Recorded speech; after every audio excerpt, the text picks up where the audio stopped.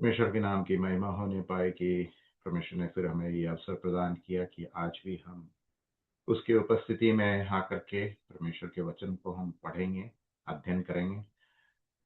जिस प्रकार हम सब जानते हैं, कुलुसी की पत्री को हम पढ़ रहे हैं। पिछले हफ्ते हमने कुलुसी की पत्री उसका दूसरा अध्याय हमने किया है। आज परमेश्वर की इच्छा हुई तो कुलुसी की पत्री और उसका तीसरा अध्याय में हम जाएंगे।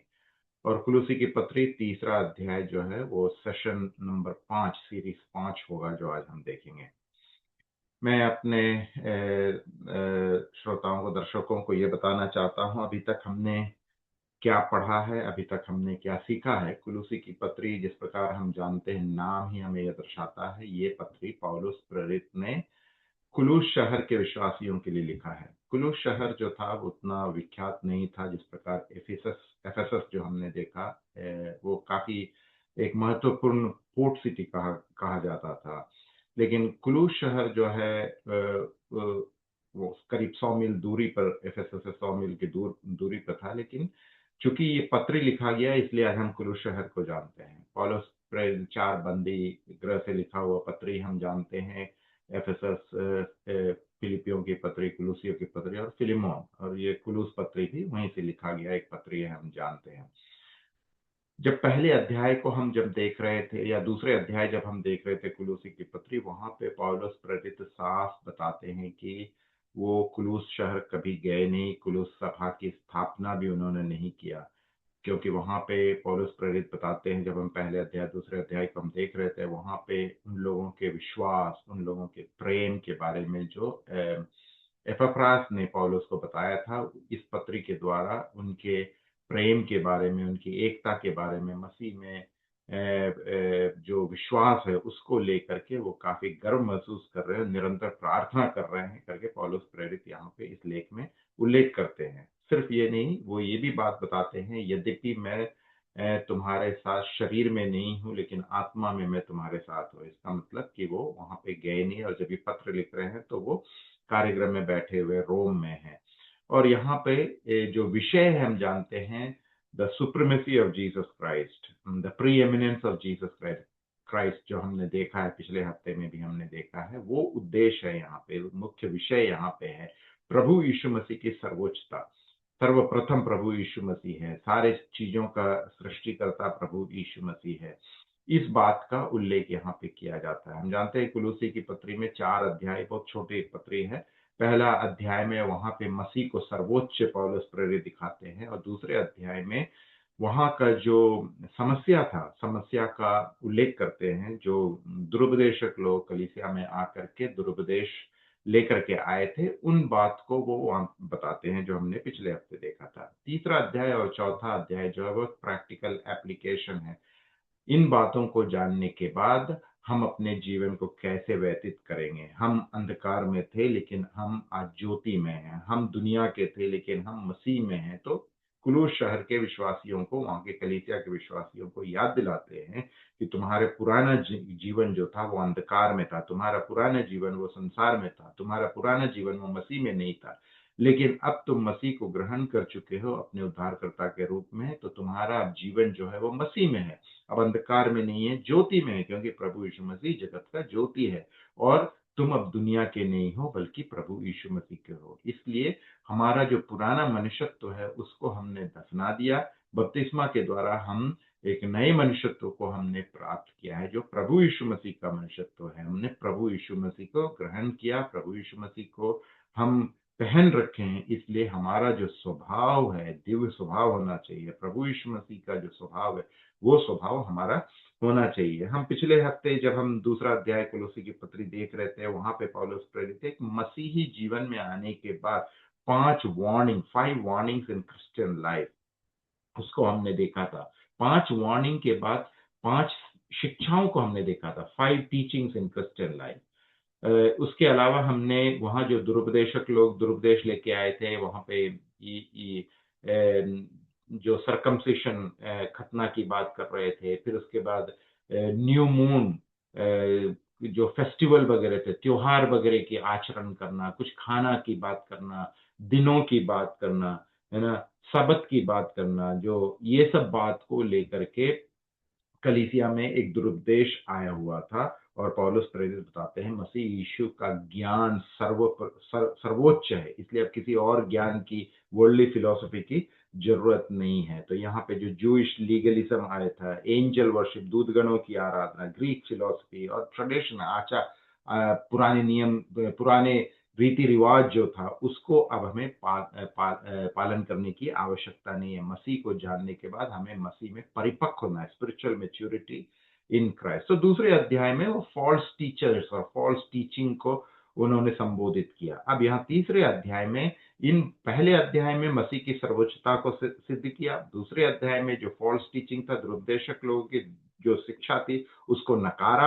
अब तीसरे अध्याय में याद दिलाते हैं कि तुम्हारा पुराना मनुष्यत्व तुमने दफना दिया, अब तुम एक नए मनुष्य हो, इसलिए पुरानी बातें हमारे जीवन में नहीं आनी चाहिए। ये बात को यहाँ पर वो पौलुस बताना चाहते हैं। उसके अलावा हम इस बात को भी हम जानते हैं कि पौलुस प्रेरित जो है इस कलीसिया की स्थापना नहीं की। हम जानते हैं एपफ्रास जो था वो व्यक्ति था जो इस कलीसिया की स्थापना किए थे। मैं स्लाइड शेयर करता हूं। आज प्रभु की इच्छा हुई तो हम तीसरे अध्याय में हम जाएंगे। तीसरे अध्याय का जो विषय है कुलुसी 3 का, मसीह में नया जीवन। अब हम मसीह को ग्रहण कर चुके हैं, हम अब नए जीवन है, नया जीवन हमारा है, तो वो मसीह में है। इसलिए हमारा जीवन कैसे होना चाहिए, इस बात को यहाँ पे प्रैक्टिकल एप्लीकेशन, हमारा प्रायोगिक जीवन कैसे होना चाहिए, इस बात का उल्लेख तीसरे अध्याय में पौलुस प्रेरित करते हैं। कुलुसी की पत्री तीसरा अध्याय 1 से 11वें आयत को हम पढ़ेंगे। क्योंकि यदि तुम्हें मसीह के साथ मरे हुओं में से जिलाकर उठाया गया है, तो उन वस्तुओं के लिए प्रयत्नशील रहो जो स्वर्ग में है और जहां परमेश्वर की दाहिने और मसीह विराजित है। स्वर्ग की वस्तुओं के संबंध में ही सोचते रहो, भौतिक वस्तुओं के संबंध में मत सोचो। तीसरा है, क्योंकि तुम लोगों का पुराना व्यक्तित्व मर चुका और तुम्हारा नया जीवन मसीह के साथ साथ परमेश्वर में छिपा है। जब मसीह जो हमारा जीवन है फिर से प्रकट होगा, तो तुम भी उसके साथ उसकी महिमा में प्रकट होगे। पहला आयत से लेकर चौथे आयत तक हम अगले स्लाइड में देखेंगे।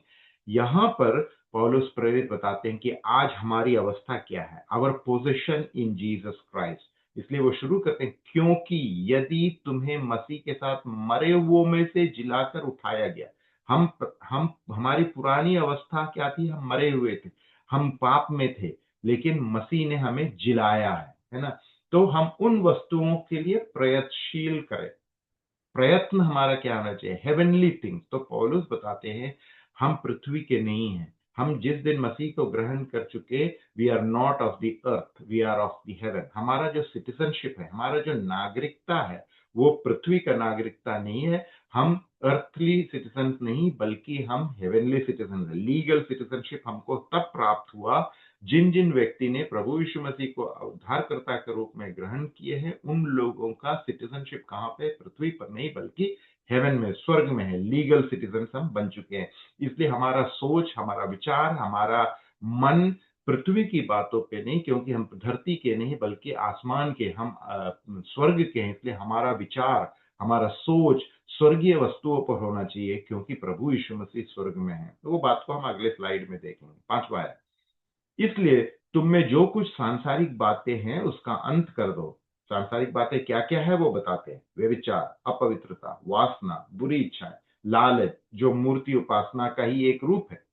इन्हीं बातों के कारण परमेश्वर का क्रोध प्रकट होने जा रहा है। 7वां है, एक समय था जब तुम भी ऐसे कर्म करते हुए इसी प्रकार का जीवन जिया करते थे। तो यहाँ पे कंपैरिजन है, तुलना है। तुम्हारी पुरानी अवस्था ये थी, सांसारिक थी। ये है सांसारिक व्यक्ति का गुण विशेष। लेकिन अब चूंकि तुमने मसीह को ग्रहण किया, नए सृष्टि हो चुके हो, तो ये गुण विशेष तुम्हारे में नहीं होना चाहिए। 8वां है, किंतु अब तुम्हें इन सब बातों के साथ क्रोध, झुंझलाहट, शत्रुता, निंदा भाव, अपशब्द बोलने से छुटकारा पा लेना चाहिए। आपस में झूठ मत बोलो, क्योंकि तुमने अपने पुराने व्यक्तित्व को उसके कर्मों सहित उतार फेंका है और नए व्यक्तित्व को धारण कर लिया है, जो प्रभु यीशु मसीह है।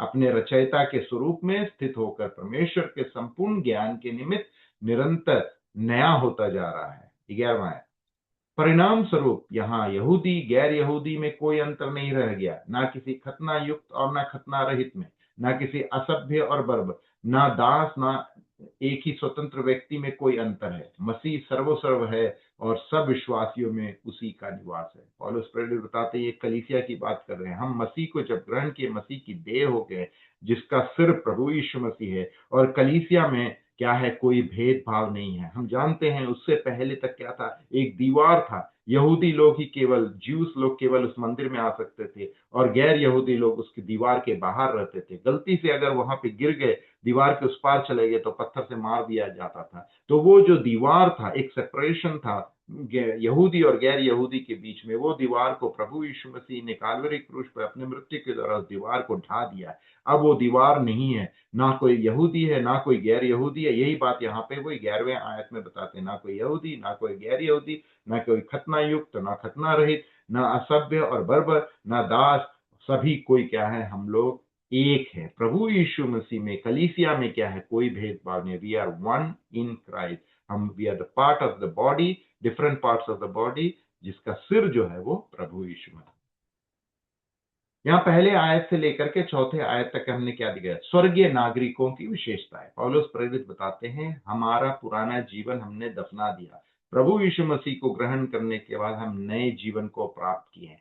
हमारा जो सिटीजनशिप है, हमारा नागरिकता जो है, वो पृथ्वी से, धरती से हमारा नागरिकता स्वर्गीय हो चुका है। तो स्वर्गीय नागरिकता होने के कारण हमारा जो मन होना चाहिए, हमारा भाव होना चाहिए, हमारा जो इच्छा होना चाहिए, वो पृथ्वी की बातों पर नहीं बल्कि स्वर्गीय बातों पर। क्योंकि स्वर्ग में कौन है, प्रभु यीशु मसीह खुद वहां पे पिता के, परमेश्वर के दाहिने विराजमान है।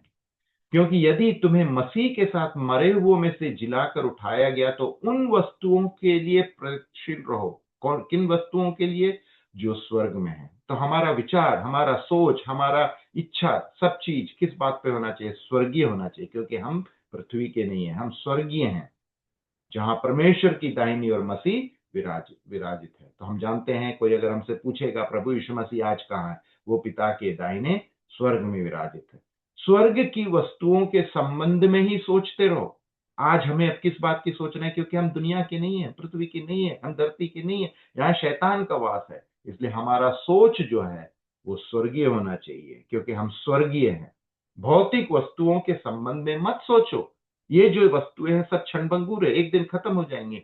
ये संसार की वस्तुओं के बारे में मत सोचो, जहां पे चोर डाकू आके ले जाएंगे, कीड़े मकोड़े खा लेंगे। लेकिन हमारा धन हमें कहाँ इकट्ठा करना है, स्वर्ग में इकट्ठा करना है। क्योंकि तुम लोगों का पुराना व्यक्तित्व मर चुका है। हमारा पुराना अवस्था, हम पाप में थे। मसीह को जानने से पहले हमारी अवस्था क्या थी, पाप में थी। और तुम्हारा नया जीवन मसीह के साथ साथ परमेश्वर में छिपा है। जिस दिन मसीह यीशु को हमने ग्रहण किया, मसीह यीशु ने क्या किया, हमें परमेश्वर के साथ हमारा मेल मिलाप करा दिया है। तो हम मसीह के साथ साथ परमेश्वर में छिपे हैं। जब मसीह जो हमारा जीवन है, तो प्रभु यीशु मसीह कौन है, मार्ग सत्य और जीवन है। प्रभु यीशु मसीह हमारा जीवन है, फिर से प्रकट होगा तो तुम भी उसके साथ उसकी महिमा में प्रकट होगा। जब प्रभु यीशु मसीह का द्वितीय आगमन हो, हम भी प्रभु यीशु मसीह के साथ आएंगे, पृथ्वी पर राज्य करेंगे। तो चूंकि प्रभु यीशु मसीह मारे गए, हम भी मारे गए। प्रभु यीशु मसीह जिंदा हो गए, हम भी जिंदा होंगे। प्रभु यीशु मसीह ग्लोरी में है ना, महिमा में प्रकट होंगे, हम भी महिमा में प्रकट होंगे। मसीह होने के नाते हमारी स्थिति से जुड़ी 5 सच्चाई यहां पे हम देखते हैं। तीसरे आयत में हम देखते हैं क्या, हम मसीह में मर चुके हैं। पहले आयत में हम मसीह के साथ जी उठे हैं, पहले हम मरे हैं, हम जी उठे हैं। फिर तीसरे आयत में मसीह के साथ जी रहे हैं। तीसरे आयत में फिर देखते हैं मसीह में छिपे हुए हैं, और हम मसीह के साथ महिमा पाए हुए हैं। तो हमारा जो स्थिति है, हमारा पोजीशन, पहले हमारा पोजीशन नहीं था। हम दुनिया के थे, हम पाप के दलदल में थे। मसीह ने हमें एक नया जीवन प्रदान किया। हम मसीह में मर चुके हैं, मसीह के साथ जी उठे हैं, मसीह के साथ जी रहे हैं, मसीह में हम छिपे हुए हैं और मसीह के साथ महिमा पाए हुए हैं। किन चीजों से परमेश्वर का क्रोध भड़कता है, हम कुलुसी के पत्र 3 अध्याय 5वें आयत में हम देखेंगे। इसलिए पौलुस प्रेरित बोलते हैं कि चूंकि अपने नए सृष्टि हो गए, तो तुम्हारे में ये सांसारिक जो मोह माया है, सांसारिक स्वभाव नहीं होना चाहिए। क्या क्या है, इन चीजों से परमेश्वर भड़कते हैं, उनका क्रोध भड़कता है। यौन अनैतिकता, अशुद्धता, कामुकता, बुरी इच्छाएं, लालच, ये जो गुण विशेषताएं हैं ये सांसारिक व्यक्तियों में है। लेकिन जो व्यक्ति आत्मिक हो गया, जो व्यक्ति नया जीवन प्राप्त किया, जो व्यक्ति प्रभु यीशु मसीह को ग्रहण किया है, वो प्रभु यीशु मसीह के स्वभाव के अनुसार अपने जीवन को व्यतीत करता है। और ये जो स्वभाव है प्रभु यीशु मसीह में नहीं है। इसलिए प्रेरित पौलुस कुलुसी के विश्वासियों को बोलते हैं और हमें बोलते हैं कि इन स्वभावों को हमारे से हमने दफना दिया है। ये स्वभाव हमारे में नहीं होना चाहिए। अगर ये स्वभाव हमारे में होगा तो परमेश्वर क्रोधित हो जाता है। इसलिए हमें ध्यान देना चाहिए कि हमने पुराने स्वभाव को दफना दिया है। नए व्यक्ति अब हम हो गए हैं प्रभु यीशु मसीह में, तो उनकी क्या गुण विशेषता होनी चाहिए, वो कुलुसी के पत्र 3 अध्याय 8 और 9 आयत में हम देखते हैं। ये गुण विशेष, ये जो चीजें हैं नए व्यक्ति में नहीं होनी चाहिए। हम जब मसीह को प्राप्त किए, क्या नहीं होनी चाहिए? एक व्यक्ति जिसने मसीह को ग्रहण किया उसमें क्रोध नहीं होना चाहिए, क्योंकि मसीह यीशु वो क्रोधित नहीं है, उसमें क्रोध नहीं है, उसमें प्यार है। वो रोष नहीं प्रकट करता है, वो द्वेष नहीं प्रकट करता है, उसमें ईर्ष्य निंदा नहीं है, गंदी बातें नहीं है, एक दूसरे से झूठ नहीं बोलते हैं। तो ये जो गुण है, ये जो गुण है, ये सांसारिक व्यक्ति में है। क्रोध, रोष, द्वेष, ईर्ष्य निंदा, गंदी बातें, झूठ बोलना, ये सब सांसारिक स्वभाव है। लेकिन मसीह यीशु को जानने के बाद जब हम नए व्यक्ति हो गए तो ये जो बातें हैं, ये जो स्वभाव है, हमें नहीं होनी चाहिए। तो पौलुस प्रेरित बार बार इन विश्वासियों को याद दिला रहे हैं कि तुम कौन हो, तुम्हारी अवस्था अभी क्या है। तुम्हारी पुरानी अवस्था ये थी, तुम्हारा पुराना स्वभाव था, लेकिन अब जो ये स्वभाव जो है तुम में नहीं होना चाहिए। हमारा जीवन चक्र, किसी ने ऐसे बहुत अच्छी रीति से कहा है कि जब परमेश्वर ने हमारी सृष्टि की, यानी आदम और हवा की जब सृष्टि की, जब रचे गए, तो शुरुआत में परमेश्वर ने हमें बनाया, मानव जाति को बनाया। जब हमारी रचना हुई, फिर पाप और आज्ञा ना मानने के कारण क्या हो गया, हम बिगड़ गए, डिसोबीडियंट हो गए। फिर अनुग्रह से मिलने वाले उद्धार के द्वारा हम बदल गए। अनुग्रह से मिलने वाले उद्धार, ग्रेस, साल्वेशन बाय ग्रेस, प्रभु यीशु मसीह की मृत्यु के द्वारा हमारा जीवन बदल गया। और आज क्या हो रहा है, पवित्रता के द्वारा हम उनके स्वरूप में ढलते जा रहे हैं। पवित्रता के द्वारा, क्योंकि प्रभु यीशु मसीह पवित्र है। इसलिए पौलुस प्रेरित बोलते हैं अपवित्रता, दुर्स्वभाव, क्रोध, ईर्ष्या, बैर भाव, झूठ बोलना, ये सब सांसारिक स्वभाव है। क्योंकि हम सांसारिक नहीं है, हम स्वर्गीय हैं, हमें पवित्र हैं, प्रभु यीशु मसीह को हमने पहन रखा है। तो हमारा भी स्वभाव कैसा होना चाहिए, प्रभु यीशु मसीह के स्वभाव के जैसा होना चाहिए। आइए कुलुसी की पत्री 3 अध्याय 12 से 17 तक पढ़ेंगे। क्योंकि तुम परमेश्वर के चुने हुए पवित्र और प्रियजन हो, इसलिए अब देखिए स्वभाव क्या होना चाहिए, सहानुभूति, दया, नम्रता, कोमलता और धीरज को धारण करो। अभी तक क्या बताए, वो सांसारिक व्यक्ति का स्वभाव, वो स्वभाव तुम में नहीं होना चाहिए। लेकिन अब बता रहे हैं चूंकि तुम पवित्र हो और उसके प्रियजन हो, इसलिए तुम्हारे में क्या स्वभाव होना चाहिए, नम्रता होना चाहिए, दया होना चाहिए, कोमलता होनी चाहिए, सहानुभूति होनी चाहिए, धीरज होना चाहिए। 13वां, तुम्हें आपस में जब कभी किसी से कोई कष्ट हो तो एक दूसरे की सह लो और परस्पर एक दूसरे को मुक्त भाव से क्षमा कर दो। तो क्षमा एक गुण विशेष होना चाहिए। तुम्हें आपस में एक दूसरे को ऐसे ही क्षमा कर देना चाहिए जैसे परमेश्वर ने तुम्हें मुक्त भाव से क्षमा किया। इन बातों के अतिरिक्त प्रेम को धारण करो। प्रेम ही सबको आपस में बांधता और परिपूर्ण करता है। तुम्हारे मन पर मसीह से प्राप्त होने वाली शांति का शासन हो। प्रेम होना चाहिए, शांति होनी चाहिए। इसी के लिए तुम्हें उसी एक देह में बुलाया गया। सदा धन्यवाद करते रहो। हमेशा क्या करना है, दुख हो सुख हो, हमेशा सब बातों में क्या करना चाहिए, धन्यवाद देना चाहिए। 16वां है, अपनी संपन्नता के साथ मसीह का संदेश तुम में वास करे। क्या वास करना चाहिए, परमेश्वर का वचन हम में वास होना चाहिए। कैसे, भजनों, स्तुतियां और आत्मा के गीतों को गाते हुए बड़े विवेक के साथ एक दूसरे को शिक्षा और निर्देश देते रहो। हमारा कर्तव्य क्या होना चाहिए, एक दूसरे को निर्देश देना, करेक्शन, टीचिंग एंड एडमोनिशन जिसको हम बोलते हैं।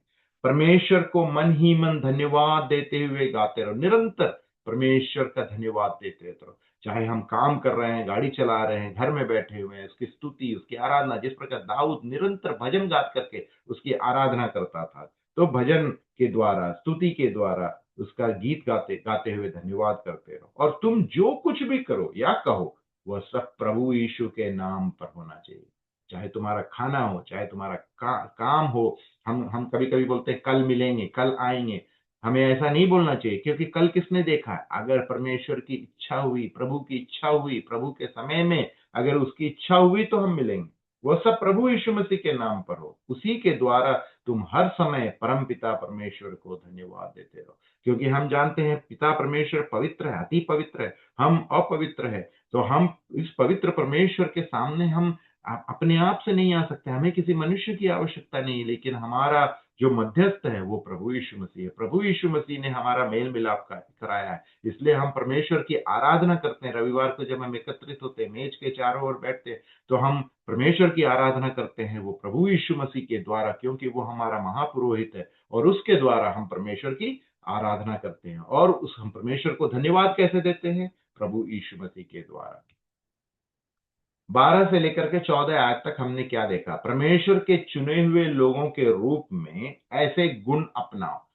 कुलूसी सभा के लोगों को निर्देश पौलुस दे रहे हैं, चूंकि तुम नई सृष्टि हो, चूंकि तुम मसीह के हो, तो ये गुण विशेषता होनी चाहिए।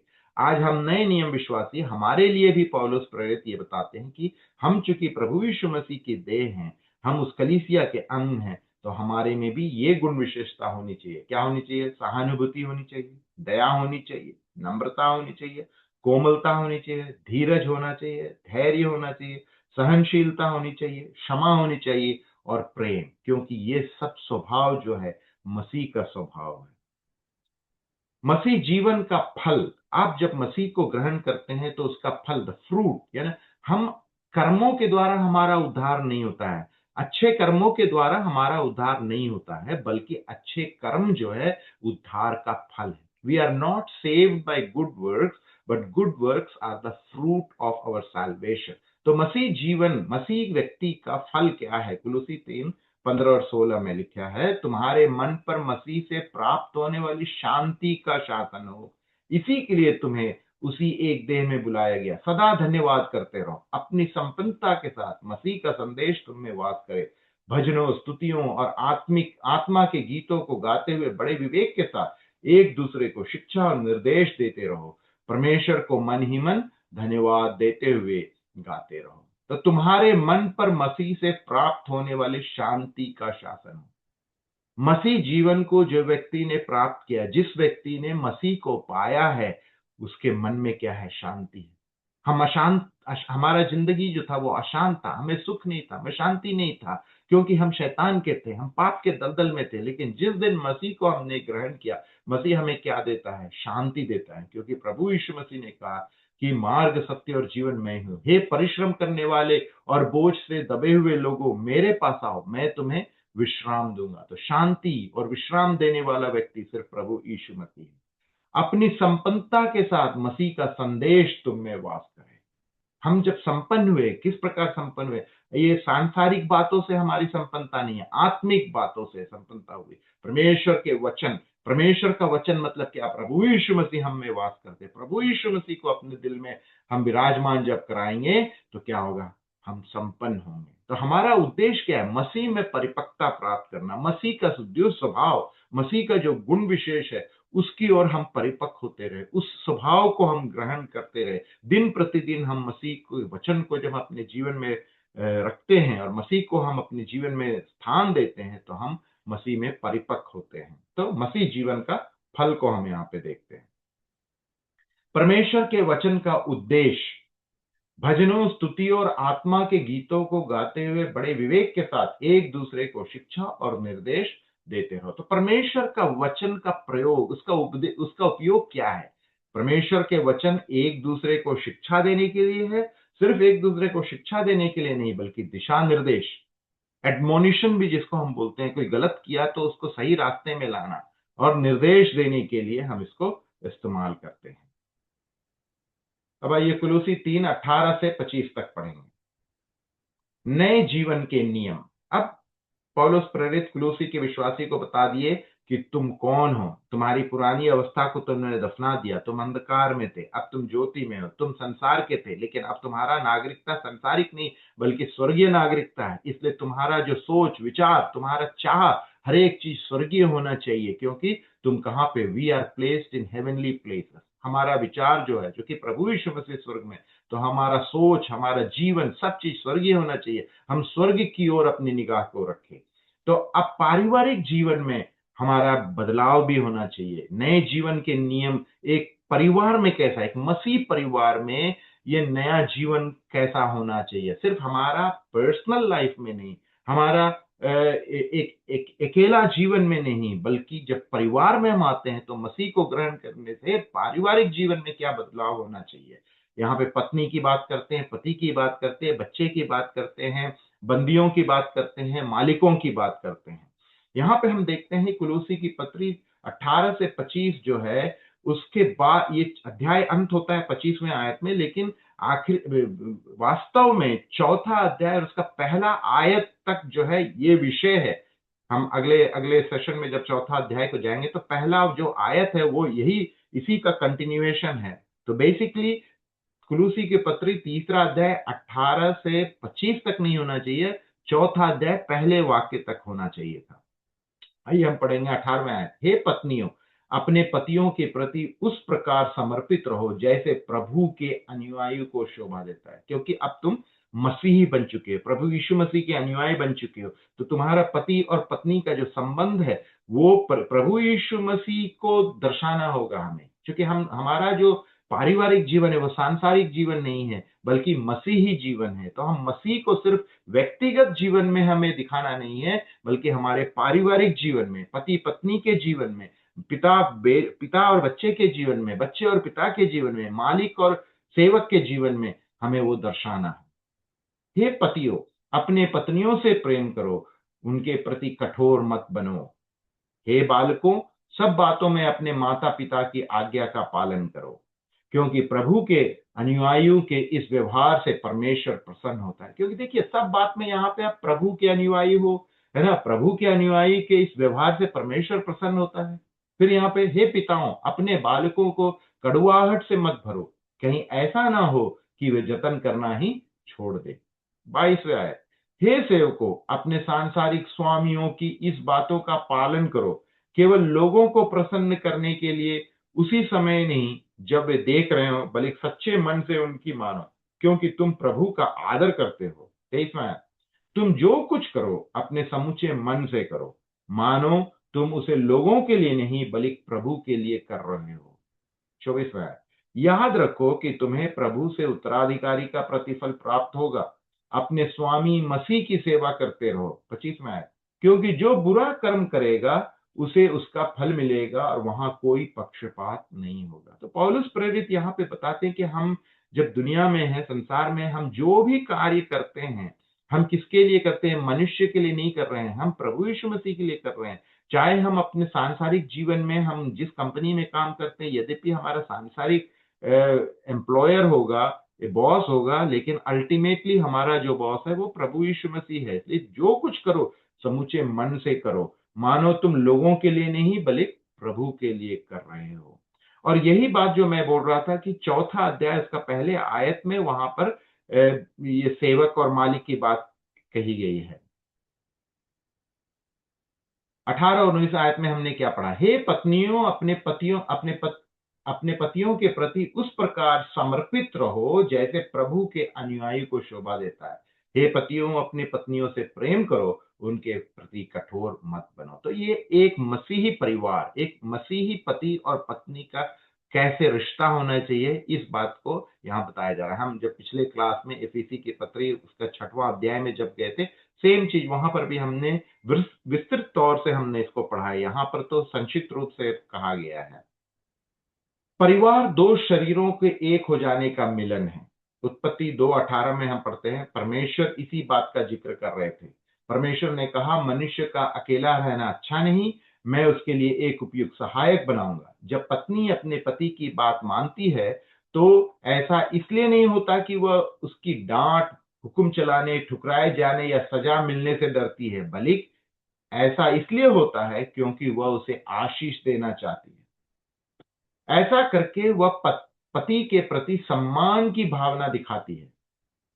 तो पति पत्नी क्या करती है? पति के प्रति सम्मान, रेस्पेक्ट। इस तरह के रवैये और कामों से पति की नजर में उसका मान सम्मान बढ़ जाता है। पत्नी अगर सम्मान देती है तो मान सम्मान पति के सामने उसका बढ़ जाता है, घटता नहीं है। साथ ही इससे पति पत्नी और उनकी शादीशुदा जिंदगी में खुशी और संतुष्टि आती है।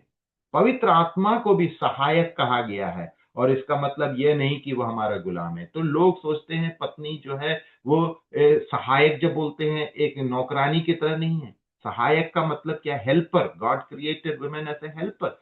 तो पवित्र आत्मा को भी हेल्पर कहा गया है। तो यहाँ पे पवित्र आत्मा क्या गुलाम है? सहायक है।